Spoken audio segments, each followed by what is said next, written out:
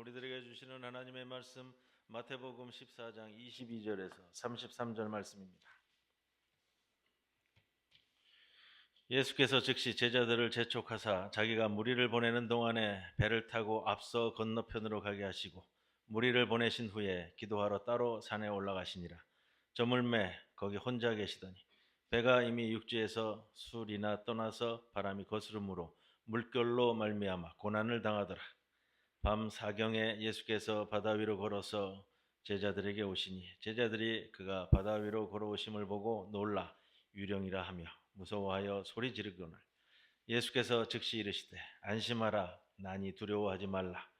베드로가 대답하여 이르되 주여 만일 주님이시거든 나를 명하사 물 위로 오라 하소서 하니 오라 하시니 베드로가 배에서 내려 물 위로 걸어서 예수께로 가되 바람을 보고 무서워 빠져가는지라 소리질러 이르되 주여 나를 구원하소서 하니 예수께서 즉시 손을 내밀어 그를 붙잡으시며 이르시되 믿음이 작은 자여 왜 의심하였느냐 하시고 배에 함께 오르매 바람이 그치는지라.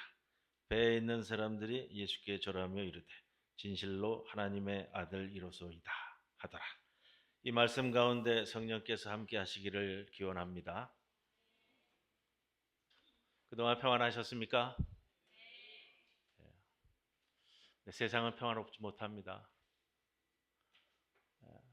전쟁으로 인해서 이란에서 수많은 사람들이 학살을 당하고 있는 상황인데 우리가 이를 위해서 기도하실 수 있어야 되고요. 그러면서 생각이 들어요. 사순절기간인데 오늘 셋째 주일입니다. 주님이 십자가에 못 박혀 죽을 수밖에 없는 이유가 이거 아니겠는가 싶어요. 우리나라는 그래도 좀 자리를 잡아가는가 싶더니 해외에서의 전쟁으로 인해서 경제적으로나 정치적으로나 어려운 상황에 직면을 했습니다. 주님의 십자가를 생각하면서 기도하시는 여러분들 되시기를 바라고요. 무엇보다도 오늘 한울 총회주의를 맞이하여서 예배 참석하신 모든 분들을 주님의 이름으로 환영합니다. 오늘 주보 표지 보시면 우리 지난 한울의 날에 40주년 기념 행사 가지면서 사진을 그동안 찍은 것과는 좀 반대 방향으로 해서 찍었습니다만 이 사진을 되게 좋아하시더라고요. 이게 재미 들렸나 봐요. 오늘 또 찍자고 그래가지고 예배 마치고 찍을 겁니다. 예배 마치고 찍을 건데 예배 마치고 제가 따로 광고를 안 하더라도 여러분들 자리에 움직이지 마시고 앉아 계세요. 제가 광고를 잊어버릴 수도 있으니까 축도 끝나고서 바로 앉아 계시기 바랍니다. 어느 날 오후 베드로와 다른 제자들은 갈릴리 바다를 건너기 위해 작은 배에 올랐습니다. 예수님은 혼자 있고 싶어 하셨기 때문에 예수님 없이 배에 올랐습니다. 베드로는 신경 쓰지 않았습니다. 뱃사람 출신이잖아요. 평생을 배에서 보냈고 배를 좋아한 뱃사람입니다. 그런데 폭풍이 일었습니다. 작은 비바람이 아니었습니다. 마태복음 오늘 기자는 24절 말씀에 배가 물결을 인하여 고난을 당했다라고 말합니다. 너무나 거센 폭풍 앞에서 제자들이 할 수 있는 유일한 일은 배가 뒤집히지 않도록 안간 힘을 쓰는 것뿐이었습니다. 배전이 조금 더 높았으면 물이 넘쳐 오르지 않을 텐데 바닥이 좀 더 두꺼웠으면 이렇게 생각했을지도 모릅니다. 출발할 때에는 일찍 도착하리라 생각했는데 새벽 3시경, 밤 4경쯤이라고 번역을 했는데요.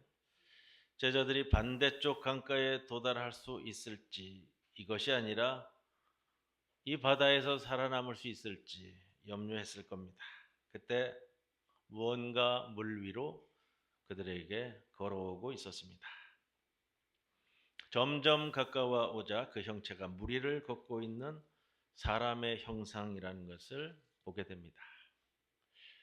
여러분 잠시 상상해 봅니다. 제자들은 공경에 처해 있었고 그들을 도울 수 있는 유일한 분이 다가오고 있었습니다. 다만 그분은 배 안에 계시지 않았고 제자들은 그분을 알아보지 못했습니다. 정말 놀랍게도 배가 없다는 사실은 예수님께는 문제가 되지 않았습니다. 그러나 제자들은 유령이라고 부르면서 무서워 소리를 질렀습니다. 우리는 어떻게 이 제자들이 예수님을 못 알아봤을까? 라는 의문을 갖는데, 그런데 우리 인생에 이렇게 다가오시는 분이 예수님이 아니시라면 누구이시겠는가? 라는 생각도 합니다.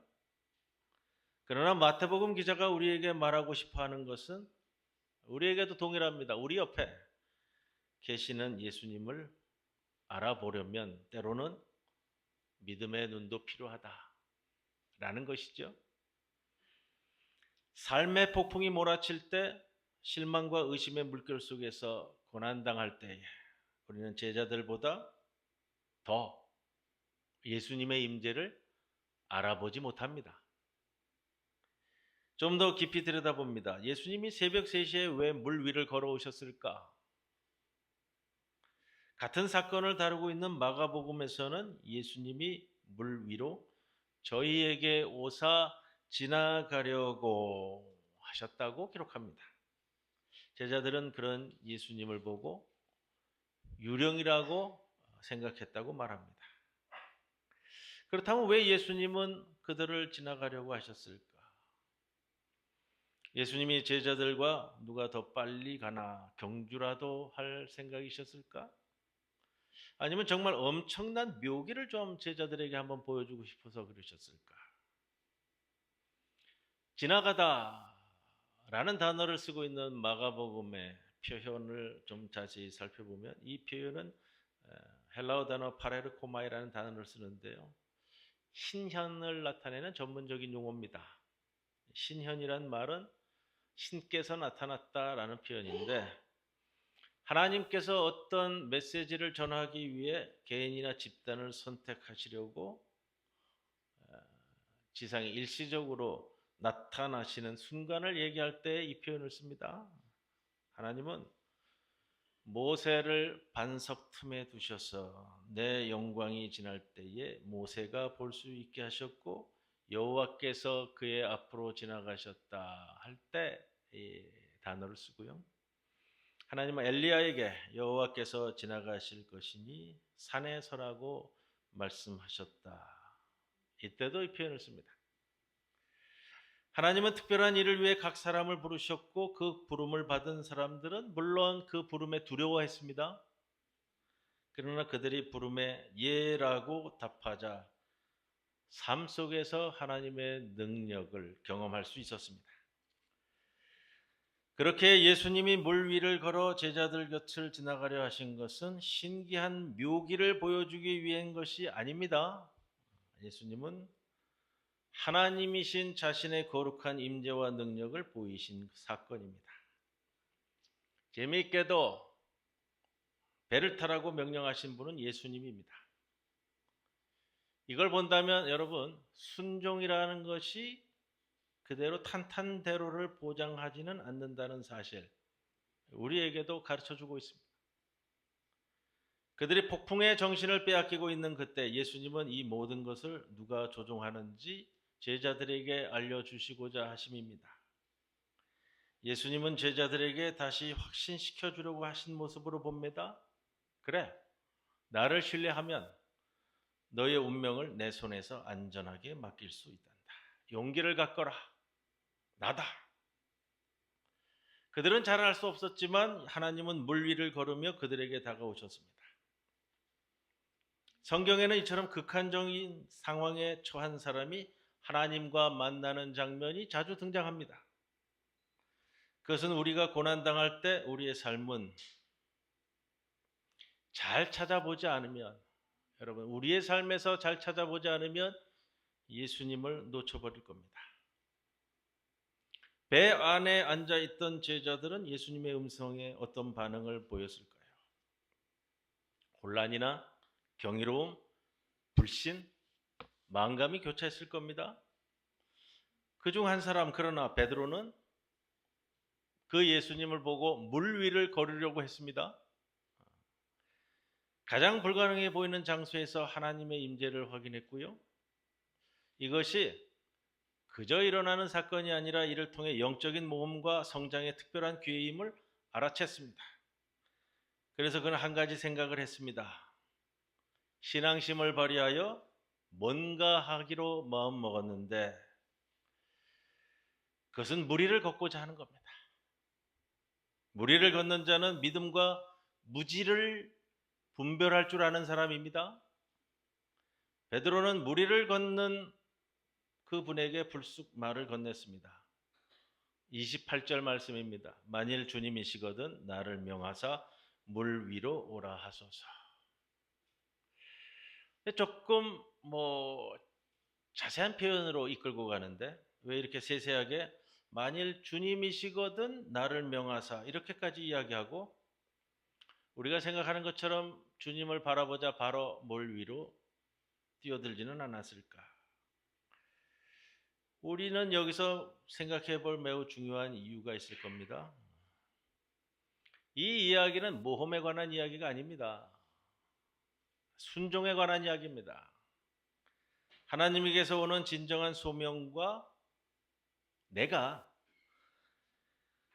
가지고 있는 순간적인 어리석은 충동은 구별해야 한다라는 것을 말하고 있습니다. 용기만으로 이루어지는 것은 아니라는 겁니다. 지혜와 분별이 갖춰져야만 함을 이야기합니다. 마태복음서 기자는 위험을 감수하는 용기 자체에 이 사건에 찬사를 보내지 않습니다. 그저 베드로가 두려움을 극복하고 번지 점프에 나서는 것이 아니라는 겁니다. 베드로는 배 밖으로 나오기 전에 예수님을 통해 한 가지 확인하려고 합니다. 그래서 더 분명한 응답을 요청하는 겁니다. 만일 주님이시거든 나를 명하사. 주님이 좋아하시는 사건이냐라는 거예요. 주님이 내가 이 배 밖으로 나오기를 원하시느냐라는 겁니다.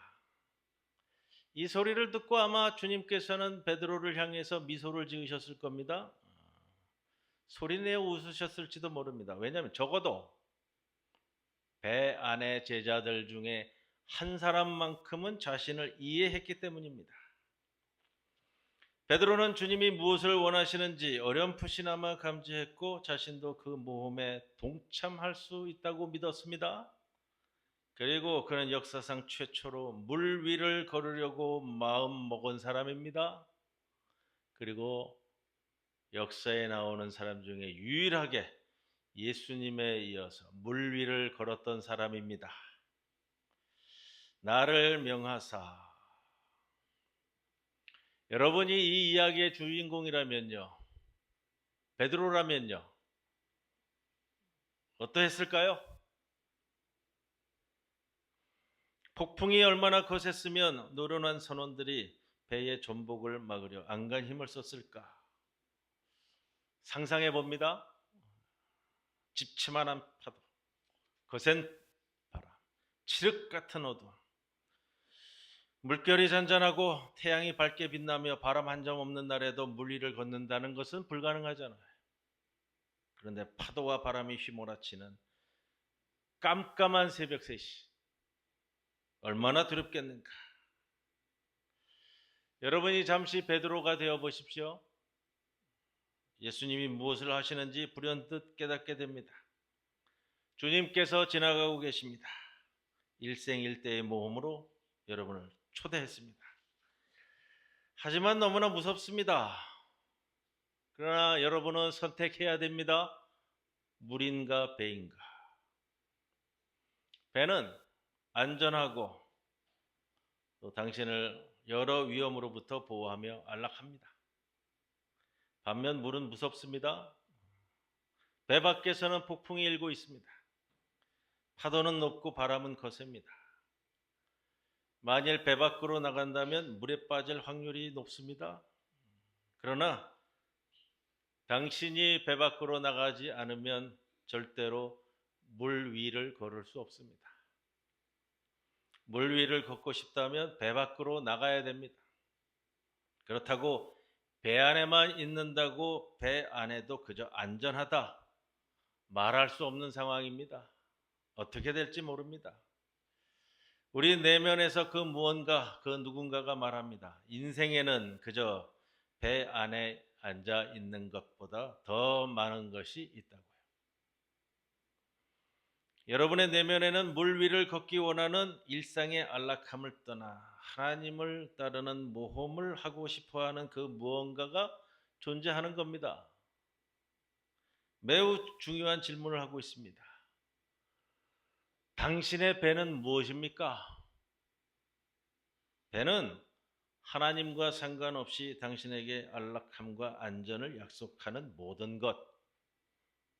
배는 당신이 유혹받을 때, 인생의 폭풍일 때 의지하고 싶은 모든 것. 타고 있으면 너무 편안해서 물 위에 계신 예수님께 가지 못한다 해도 포기할 수 없는 모든 것. 그러나 배 밖으로 나가야 됩니다.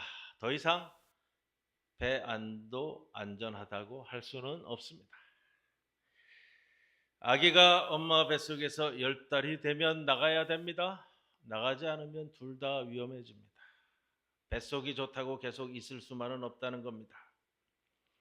그렇게 40년 전 한울장애인자활센터는 배 밖으로 나온 사람들, 혼돈과 폭풍으로 대비되는 그 물 위를 걷기 위해 배 밖으로 나왔고, 물 위를 걷고 있는 사람들, 여러분입니다.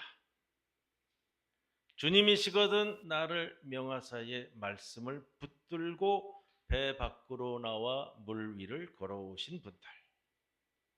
30절 말씀에 물 위로 걷다가 바람을 보고 무서워 때로는 물에 빠지기도 했지만 즉시 손을 내미신 주님의 손을 붙잡아 구원의 사건을 경험하기도 하신 여러분들, 그리고 지금도 물 위를 걷고 있는 이들, 여러분, 그분들이 오늘 총회 주일로 맞습니다.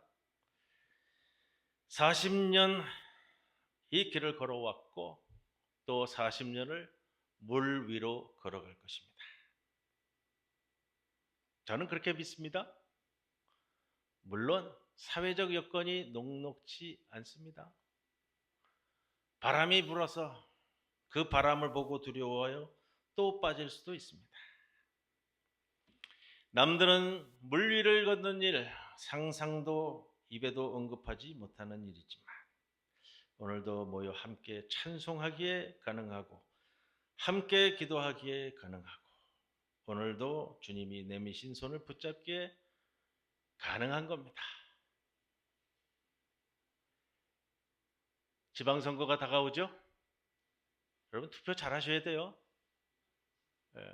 배 밖으로 나온 이상 또 투표 잘 하셔야 되잖아요. 내란 수계는 간방에 갔고요. 창피하게 또 같은 일 우리가 반복할 수는 없잖아요. 투표 잘 하시라고요. 지난번에 교육감 선거 때도 좀 말씀을 드렸고요. 뭐 민주사회 시민단체 해가지고 다 녹록하거나 민주적이거나 그런 것도 아니에요. 잘 판단하셔야 돼요. 요즘 또 사건 하나 터졌죠? YMCA 사무총장이 규정상 연임이 가능한 건데 이사회와 총회를 장악하고 나서 연임이 아니라 3연임이 가능하도록 바꿨다가 또 지난번 총회에는 YMCA 사무총장 자리에 연임 자리를 아예 삭제시켰어요. 영구히 본인이 하려고 하는지. 그래서 제가 그랬거든요. 유신개헌했네. 대표적인 사회 시민단체도 그러고 있다고요. 이 사회를 장악한 사람이 자기 사유화시키려고 하는 부산의 대표적인 시민사회단체인데 엊그제 YMCA 이사장 역임하셨던 박상도 집사님 만나가지고 제가 좀 그 부분에서 말씀을 나누었는데 너발대발 하시더라고요. 이번 주간에 역대 이사장단 모임을 갖고 부산 지역 사회 시민단체들이 아마 의견을 모으는 것 같아요.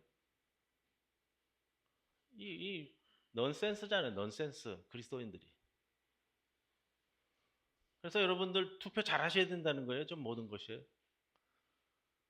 지방선거 우습게 여기지 마시고 우리 한올장애인자활센터 앞으로 걸어가는 길에 여러 가지가 다 매치되어 있더라고요. 쉽게 가는 길이 아닌데. 그래서 사회가 바뀌어도 복지 수준이 높아져도 여러분 그렇잖아요. 지금 전쟁으로 인해서 지금 수많은 사람들이 폭격에 의해서 죽어 나자빠지고 있는데 우리가 좀 더 배우고 좀 더 풍성해지고 좀 더 이성적이고 합리적으로 되면 이 세상에는 정말로 평화가 만연할 것. 이게 기본적인 인간의 이상이었는데 그래요? 2000년대 이후에 여기저기서 전쟁이 펑펑 터지고 있죠. 그 한복판에 예루살렘 우리 베들레헴 예수님이 나신 자리도 지금 폭탄에 맞아서 터지고 있는 거예요. 그 자리도 우리는 여기하고 멀기 때문 아니다. 여러분 그건 어불성설이고요. 지금 우리가 예배에 있는 이 자리에 오늘 이 시간에 폭탄이 날아와 터질지도 모른다라는 그 심정으로 우리가 살아가는 게 기독교인인 거예요. 그게 종말론적 신앙이란 말이에요. 그래서 한순간도 평화라는 것을 놓지 말고 붙들고 살아야 하는 거, 이 우리입니다. 오늘 40년 지나서 오늘도 이제 총회 주일로 모였고요. 또 총회가 우리 이사장님 이따가 설명하실 텐데 한 걸음 더 도약하기 위해서 여러 가지 준비 단계에 있는 것들을 여러분들에게 광고드리고서 또 협조를 구할 겁니다.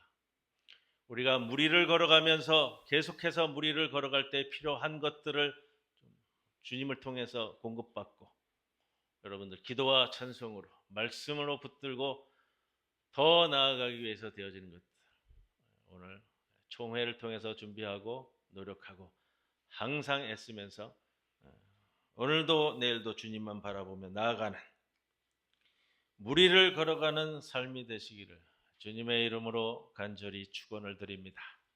아멘. 고마우신 아버지 하나님 감사합니다. 우리 모두의 주님께서 이끄시는 길 위로 모아주시고 그 길을 가게 하시니 감사드립니다. 일찍이 40여 년 전 배 밖으로 나와 무리를 걷게 하신 우리 한올 장애인 자활센터 주님께서 40년을 이끌어 오셨사오니 앞으로 무리를 걸어갈 40년도 주님께서 인도해 주옵소서. 때로는 두려움에 때로는 조급함에 물에 빠지기도 하지만 주님께서 내미시는 손을 붙잡고 구원의 경험을 갖고 또다시 일어나 걸어갈 수 있는 우리 한올 장애인 자활센터 되게 하여 주시고 우리 모든 성도들 그 마음과 심령을 안고 살아가는 주의 백성들 되게 하여 주옵소서.